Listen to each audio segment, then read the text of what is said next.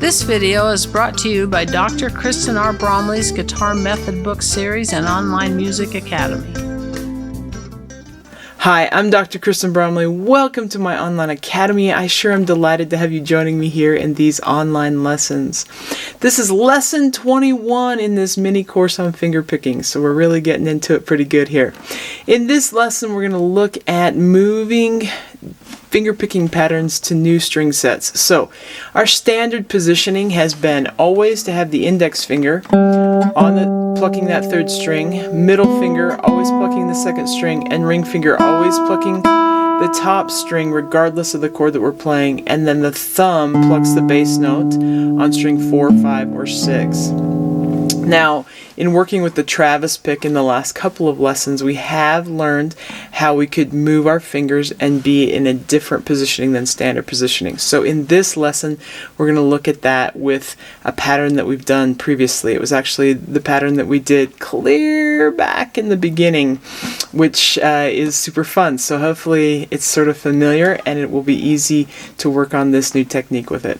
So the pattern I've put up here on the board goes thumb, index, middle, ring, thumb, ring, middle, index. So P, I, M, A, P, A, M, I. Remember, P represents thumb, index for middle, or index for I for index, M for middle, A is for that ring finger. So P, I, M, A, P, A, M, I.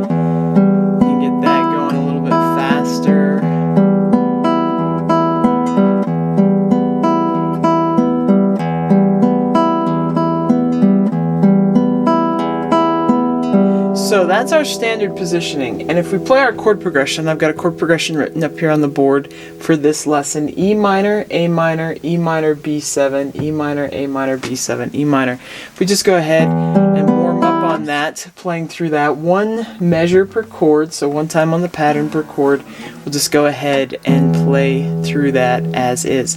So you have 1, 2, ready, and we'd have E minor,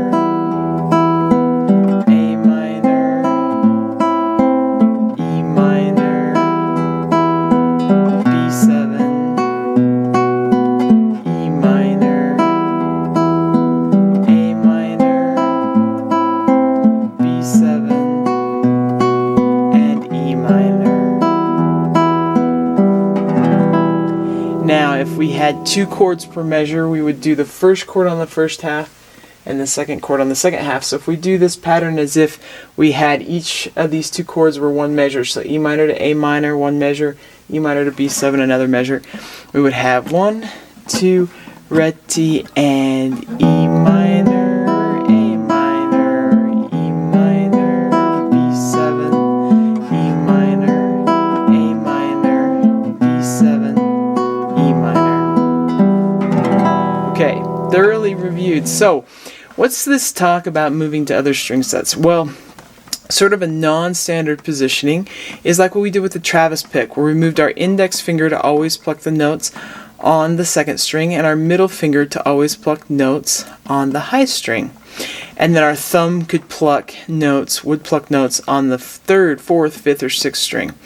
Now that works when you're only using thumb, index, and middle. When you have a ring finger as part of the pattern, that doesn't work. But we do have another option, and an option that I think works really well for some chords and for some songs, some progressions, and that is to move the other way, where we're not going to pluck the high string or the E string, but we'll move all our fingers to one string lower. So our index is going to always pluck the 4th string, our middle is going to always pluck the 3rd string, and our ring finger is going to always pluck the 2nd string, and then our thumb will pluck the notes on the 5th and 6th strings, whichever note is the bass string. Now this works when we have chords that use the top 5 or the top 6 strings. It doesn't work when we have ones that only use the top 4 strings, because we would need to go back to that standard positioning. But in this alternate positioning, when we have E minor, we would be plucking thumb on that 6th string, index on the 4th, middle on the 3rd, and ring on the 2nd. And I just finished out the pattern with thumb, then 2nd string, 3rd string, 1st string. So I just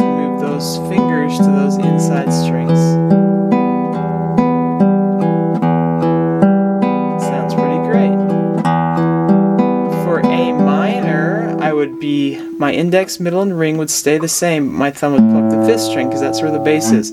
So I'd have the 5th string, then the 4th string, then the 3rd string, 2nd, and then 5th, 2nd, 3rd, 4th. P-I-M-A-P-A-M-I.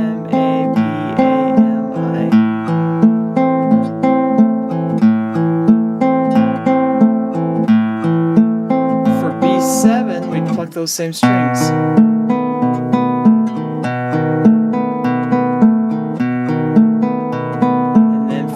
The only difference is that 6th string has the bass instead. Now, why would I choose to do this instead of the standard positioning? It's just maybe in a certain song I want those notes in my arpeggiated chord. I want that top note to be the note that's on the 2nd string instead of the note that's on the high string. For the chords that use all 6 strings, we can actually go one lower even. So like for the E chord, we could have our index finger plucking the notes on the 5th string, our middle on the 4th, and our ring on the 3rd. And so that's even a possibility there. Those are the ways that we can work those fingers using the patterns that we've done, these types of patterns where our index, middle, and ring all sit next to each other on adjacent strings. Let's go ahead and play this pattern 2 times per chord, so as if it were 2 measures on each chord, with this alternate positioning where our index is going to pluck the 4th string, middle is going to pluck the 3rd, and ring is going to pluck the 2nd, and then thumb will pluck the bass note. So we have 1, 2, ready, and P-I-M-A-P. So E minor again.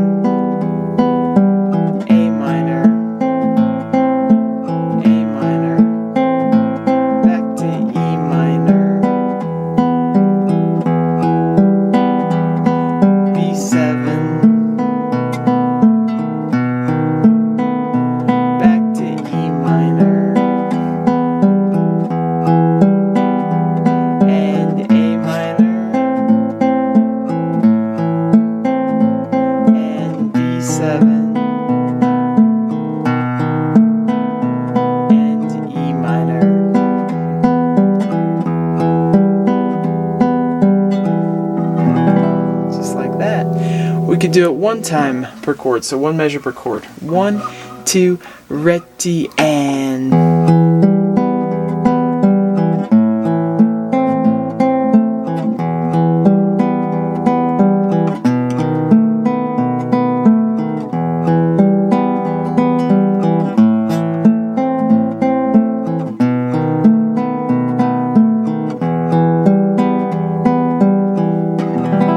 Take it faster. 1, 2, ready, and.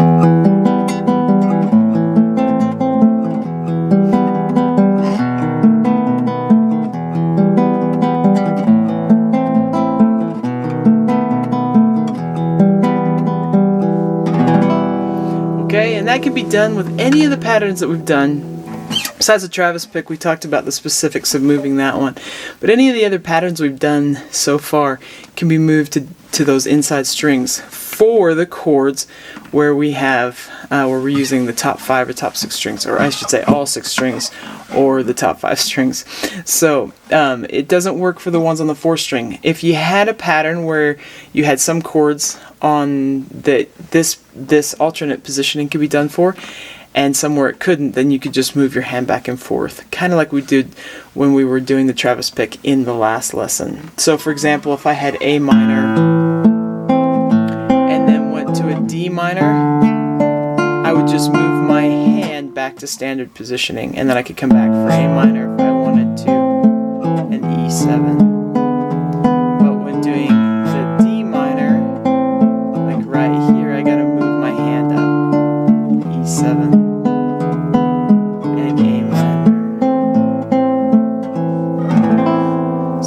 As simple as that. Okay, I hope that helps. I hope you're having fun with the guitar. In the next lesson, so in lesson 22, we're going to work on some more movement with our thumbs. So in the last couple lessons, we worked on doing different plucks with our thumbs, so we weren't just always plucking the bass note. Sometimes we were doing some other ones.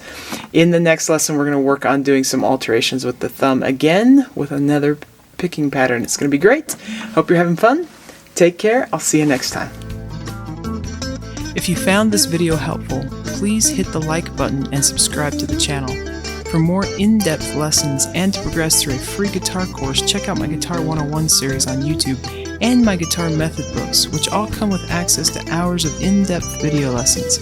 You can find more information about me and my products at kristenbromley.com. Take care.